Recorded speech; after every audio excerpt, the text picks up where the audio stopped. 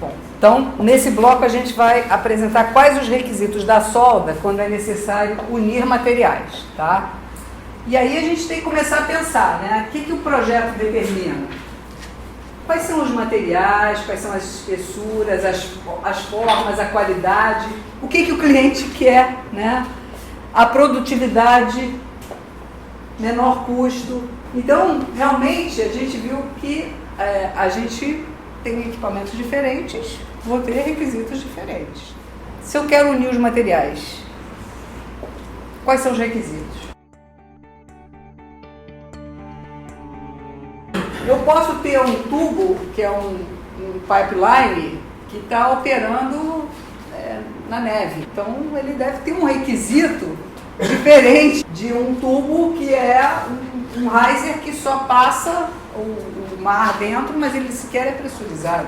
E ele está no mar, e ele vai estar sujeito a uma proteção catódica. Eu posso ter um trocador de calor que trabalha em alta temperatura. Eu posso ter um tubo de perfuração, uma broca na ponta. Imagina qual é o requisito que eu tenho para um tubo que vai perfurar. Eu posso ter tubos na área nuclear, tubos estruturais. Então, assim, é importante a gente entender, de novo, essa questão da função e da onde eu vou aplicar e o que eu vou esperar daquele equipamento. Então, esse exemplo mostra aqui um inox 316 e essa solda é uma solda autógena, tá? A solda autógena é a solda que você não coloca um consumível, ou seja, a composição química daquele material, o metal base e o metal de solda tem a mesma composição química. E aí, se você pensar assim, poxa, mas para resistir à corrosão é composição química, então, por que corrói? Sempre que a gente tem um meio corrosivo, você tem que ter alguns requisitos metalúrgicos, requisitos microestruturais.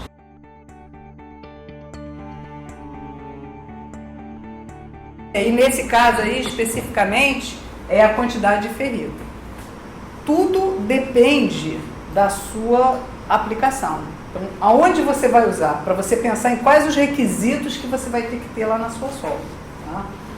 E aí, uma coisa interessante que menos ainda se pensa bom, mas e vai soldar em que posição? Poxa, mas isso é uma coisa totalmente de fabricação. Por que eu tenho que pensar em qual é a posição que vai soldar, né?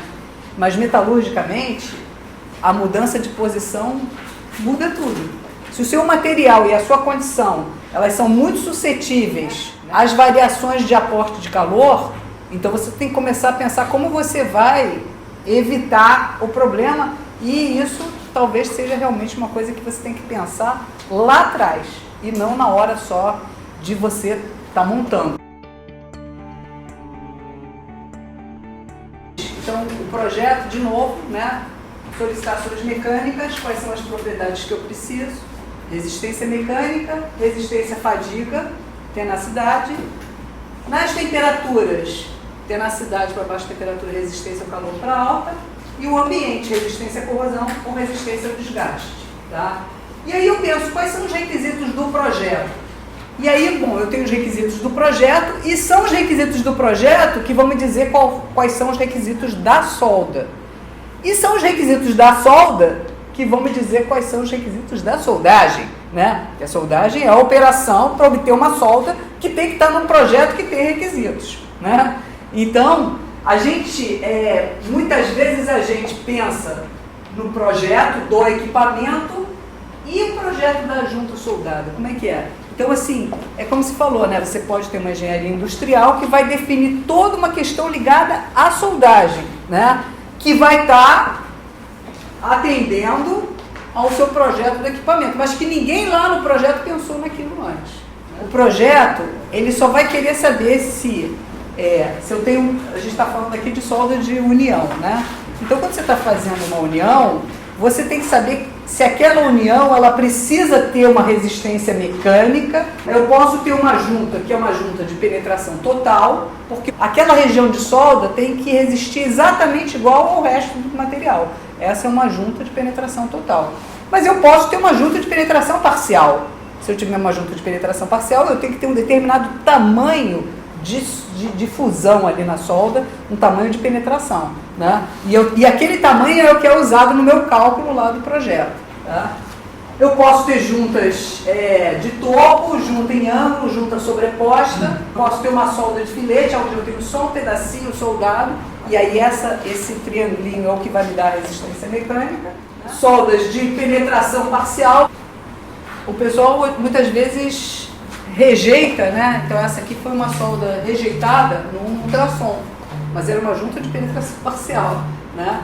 E o cara, e ela teve a quantidade de solda requerida. Mas será que o pessoal está entendendo tão bem esse projeto, né? Se a sua solda é uma solda de penetração parcial, então a tua inspeção tem que prever que você tem que ter aquele tamanho, né? E vai ficar uma região não fundida, né? Mas o principal é que você tenha a quantidade de solda necessária. Projeto mecânico com o projeto de junta, ele tem que ser compatível para você ter aquela característica que o projetista pediu, exigiu. E as aberturas e os chanfros, eles dependem muito mais do seu processo, né? Então, assim, o final é o que o projetista mecânico vai te dizer.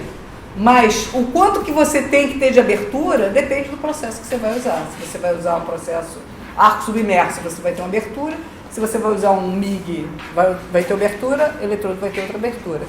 E esse aqui, por exemplo, é uma AWS, né? A AWS, ela mostra diferentes tipos de processos.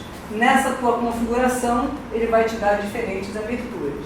Então, você tem que coordenar o que é o requisito do seu projeto com o requisito do que é o projeto da junta soldado. E muitas vezes você tem que coordenar também com, né, aqui é bem claro da gente perceber, né, no seu processo, eu estou fazendo uma solda manual ou eu estou fazendo uma solda automática. Então tá lá. A solda manual com TIG na raiz e eletrodo revestido no enchimento e uma solda mecanizada toda TIG, né? E aí vocês podem ver as diferenças, né? Então, na verdade, para um projetista mecânico, isso aqui é igual a isso, né? Porque essa solda precisa ter a mesma característica que essa solda. Engraçado que eu lembro lá no curso, o projetista mecânico, ele pensa que a junta soldada tem que resistir a uma determinada tensão de resistência, o escoamento, e considera lá um fator de eficiência de junta, né? Mas ele não pensa nesse detalhe aqui, que muitas das vezes faz a diferença, né? Então, mas assim, também não quer dizer que o de cima está errado, o de baixo está certo, né? Depende muito da aplicação, do local de acesso, do tipo de material, se é produção seriada, se é uma peça única. Então, porque senão o pessoal começa logo a achar que tem que mecanizar tudo. Exatamente. E aquela parte de cima lá não presta, não é bem assim, né? Então, aliás, a solda é até muito bonita. Tá bem feita, né? Então, tá bem feita. Né? Só que levou, né, muito mais tempo e tem 32 passos, né? Enquanto essa aqui tem 10 passos. Não tem problema nenhum, 32, 50, 200 passos, não tem problema nenhum. E tem materiais que eles começam a nos reaquecimentos, eles começam a sofrer algumas degradações. Então você tem que considerar isso, né? Você tem que considerar isso, e é justamente, por exemplo, um aço inox duplex, que se você for ver a mesma solda feita por duas pessoas diferentes. Esse soldador fez em 9 passes, esse fez em 13 passes. Está tudo dentro do mesmo procedimento. Agora, será que a solda vai ter a mesma performance? Será? A gente olha lá, a gente vê que algumas regiões têm mais ferrita, outras têm precipitações, né? Será que isso vai resistir no teste de corrosão? Ou será que no meu teste de corrosão eu vou ter uma corrosão preferencial em algumas regiões? Às vezes você pega um procedimento qualificado Você pega o operador A, B e C, que a priori soldou com o mesmo procedimento qualificado. Quando você olha a macrografia que o sujeito fez, são 3 macrografias diferentes. E aí você vai olhar, às vezes, uma região como a ZTA, ou uma região vai fazer uma análise química na espessura que está qualificada, né? Dão 3 resultados diferentes. Então, assim, só pegando o gancho aqui, isso é importante. Às vezes, as pessoas, por exemplo, tem um procedimento qualificado, ok, mas treinar o camarada que vai soldar e avaliar aquele camarada que vai soldar, dependendo da aplicação, precisa você ir muito além da norma. O que eu tenho visto assim, nos últimos anos é que a engenharia, de uma forma geral, tem olhado muito para a norma e pensado pouco na metalurgia. O risco é grande. Então, ainda mais a gente que vive vendo e analisando diferentes materiais, a gente fica até meio que assim, preocupado, né, de lembrar como era no passado e ver como está acontecendo no presente, né? O que será que vai vir daqui a pouco mais no futuro, de consequência? Né? Eu acho que essa é a importância do engenheiro de soldagem, né? Ou do engenheiro que conhece a soldagem.